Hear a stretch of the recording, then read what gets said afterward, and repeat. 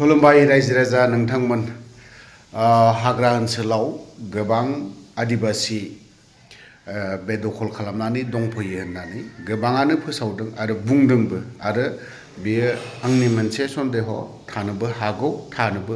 जानो हागौ थ' नङाब्ला बेफोरबायदि डिडि सारा मा डिडि नार्जारी सारा मानो बेफोरबायदि बाथ्राखौ बुंदों आरो दंखायोबो थ' जों थांनाय बाराव जाय सरकार दंमोन बिथांमोना हायासै आरो बेबाराव गोदानै सरकार फैबाय बिथांमोना बे 5 बोसोराव मा खालामगोन होखारनो हागोन ना हाया नङा होनबा जों ओरैनो खुगायाव हाग्राखौ नांगौ होननानै बुंबाय थाबाल' जाया जों ओरैनो दंफां फांसे फांनै जाखिनि दङ बे थानायखौ खुगायावल' होबथानांगौ लाखिनांगौ बेखिनि बाथ्राखौ बुंबाय थाबाल'नो जाया जाय हाग्रा दानग्रा बा हाग्रा सिफायग्रा बिसोरखौबो जों होबथानो हानाय जानांगोन जाय खुंथायानो थाया मानो जायखि जाया खुंथायाव फैया मानो थ' बिथांमोना नोजोर होनांगौ दायित्वआ बिथांमोननि मानोथो दिनैहाय फरेस्ट डिपार्टमेन्ट दं आरो NGOफोर दङ दिनै बिथांमोनाबो बेसेबां होबथाख'नो हानाय थ' आं बारा बाथ्रा बुंनो सानाखै बावहाय गोरलैयैनो चिरां जिल्ला मजाबारियावहाय बावहाय जों बर'निनो हा आरो जों बर'आनो दिनैहाय हानि खाजोना जेसेबां हानि खाजोनाफोर दं बेखौ गावबा गावनि हाखौ खाजोना होबाय थाबावो नाथायबा दिनैसिमबो बे मजाबारिनि गुबुन हारि मुस्लिम सम्प्रदायफोर दं दिनै बिथांमोनखौ दिनैसिमबो होखारनो हायाखै थांनाय 5 बोसोराव थाग्राफोराबो हायासै दानि गोदानाव जाय खुंथायाव दङ बिथांमोना हागोन ना हाया जों बेखौबो एसे नायनांगोन आरो आंनि मोनसे सन्देह हानाय नङाफोर बायदि मोनदों हायाबा उपाय गैया जों बुंनो गोनां बायध्यता जागोन बा रायजो राजाया गोबांनो इउटिउबारफोर दं बिथांमोनाबो बुंनो गोनां बायध्यता जागोन ओरैनो खुगायाव हारिनि बाथ्रा बुंबाय थाब्लाल'नो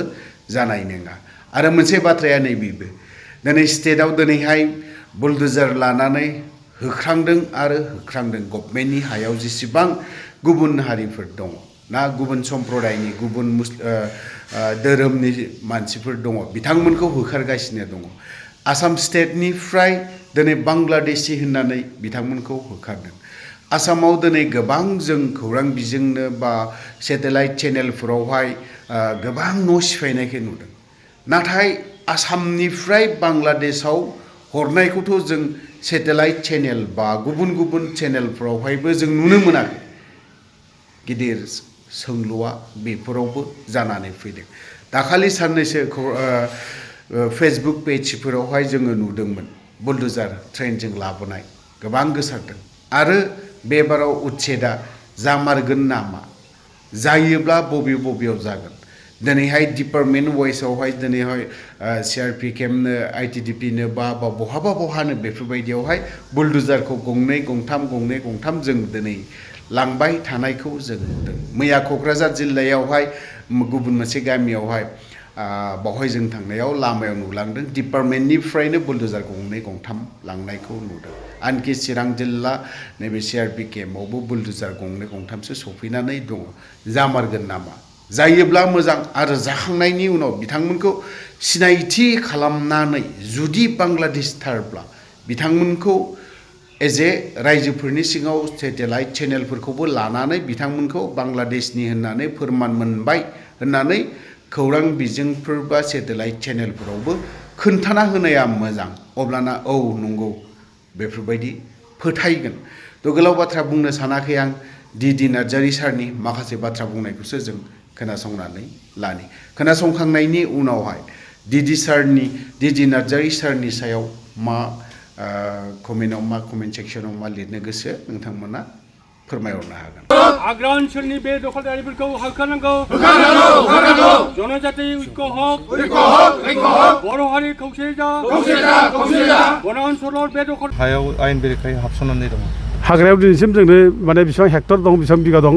जोंनो बेखौ डिटेल्स जोंनो माबाखौ फरेस्ट डिपार्टमेन्टआ होआखै जों अदेबानि जोङो RTA खालामनानै लाखाजोब्बाय गासैबो RTA खालामनानै मोनजोब्बाय जों बबे जायगायाव बेसेबां एंक्रोच जादों बे RTA रेकर्डआ जोंनाव दंजोबसै दा बेखायनो जोङो बेखौ बुंनाय जायो जुदि गभर्नमेन्टआ जुदि माने फरेस्ट डिपार्टमेन्टआ जुदि होखारनाय बेबस्था जुदि लायाब्ला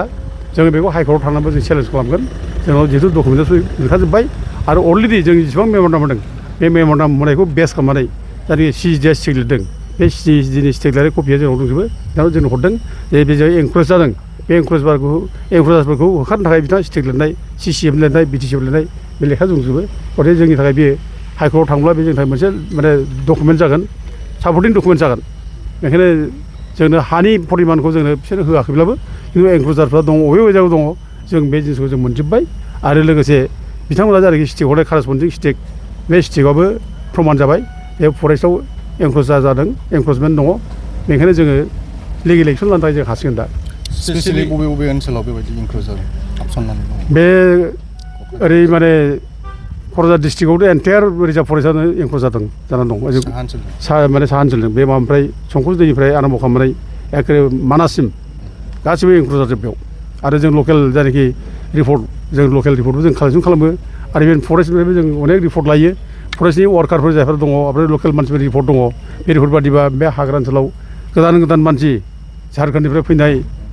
ओरै बेंगल बिहारनिफ्राय फैनाय गोबां बे जायगायाव हाबनानै दंफैयो आरो इभेन दा अनेक मानसियानो सन्देह खालामदों नुनाय मानसियाबो खोन्थादों जे बे जायगायाव अस्त्र सस्त्र लानानै मावबादि मानसिफोरा बेयाव दंफैयो माने झारखन्डनि जायनाखि मावबादिफोर नक्सालाइटफोर बिसोर दंफैयो होननानै जोंनो इनफरमेसन होदों जों मिथिगौ बिसोर गावसोरनि नुनाय आरो खोन्थादों आरो लोगोसे थांनाय जायनाखि 23 अक्ट'बर 2025आव जे माने सालाकाटि क'क्राझारनि रेल ट्रेकआव बमा जादोंमोन बे बमा जानायावबो मावबादियानो दंमोन बे बाथ्राखौ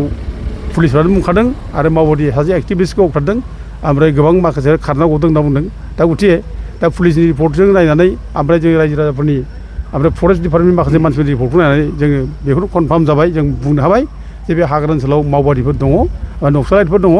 बिहार बेंगलनि मानसिफोर दंफैयो बे कनफार्म जाबाय बेखायनो बेखौ जोङो जेरैखियाव होखारथारनांगौ आरो बेखौ होखारागौमानि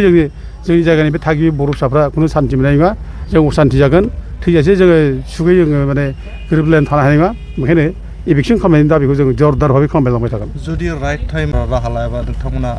मा राहा लागोन दा बेखौथ' आं स्ट्रंलि बुंखानाय जाबाय जों डेम'क्रेटिक पिसफुल मुभमेन्ट खालामगोन डु अर डाइ आन्दलनखौ जों स्टार्ट खालामगोन बेखौ बुंनाय जाबाय दा टाइम बिदों बिसोरो नैबे सिजिडिआ जे जुन मासखौ बिसोरो बुंदों जुन मासाव टाइम बिदोंब्ला जों जुन मासखौ होगोन नोंसोर खिन्थु इभिकसन जानांगौ दा जुन मासनि गेजेराव जुदि जायाबा जों आरो खबर लाबावगोन आरो हायाब्ला जों आरोबाव जों बिथांमोननिफ्राय टाइम लानानै जोङो बिनि उनावनो जोङो बे डु अर डाइ आन्दलनखौ जों खालामगोन